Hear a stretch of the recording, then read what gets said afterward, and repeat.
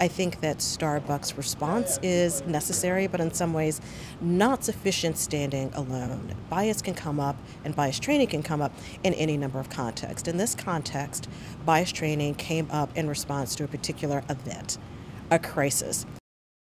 If there's one day of bias training, if it becomes a checklist item, if everybody says problem addressed, problem solved, and moves on, or if this becomes a teachable moment that leads to some longer standing structural changes within the organization in terms of how people are trained, in terms of customer relationships, in terms of how people discuss these issues. So it'll be interesting to see. It's a very good start, it's a very powerful start, but standing alone, it's not sustainable in the long term, and it's not going to drive long-term change.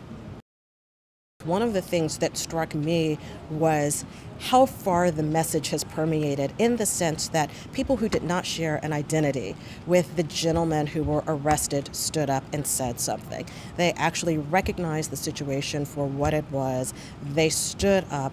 They affirmatively called out the situation. They affirmatively said, no, this is wrong.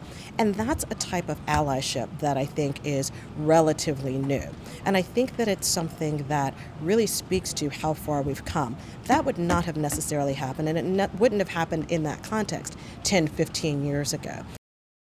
It's happening because people are much more aware of identities other than their own. They're aware of experiences other than their own. They're aware of perspectives other than their own. And they can now step back, filter what's going on through those experiences, and take a stand. And I think that that's really a profound change. And I think that it's something that gives me a lot of encouragement that we'll continue to make steps. We're certainly not there yet. The incident itself underscores that we're not there yet. But the reaction to the incident underscores that we're really making steps in that direction. Historically, training was just that. It was training. It was driven largely by compliance purposes. We have to comply, that all of our employees have been through this particular type of training. Again, it was very much of a checklist approach. I think that now there's a much more sophisticated approach. We have so many different types of identities in the workplace that we bring. And I think that corporations and other enterprises are a lot savvier. The closure sends a message in the sense that this is important, and we see this as part of our business. So we are literally halting our business for a period of time, which has got to be costing a significant amount of money. And I think that in and of itself sends a message that we do see this as part of our business. We see it as part of how we do business, and it's something that we want to do better at.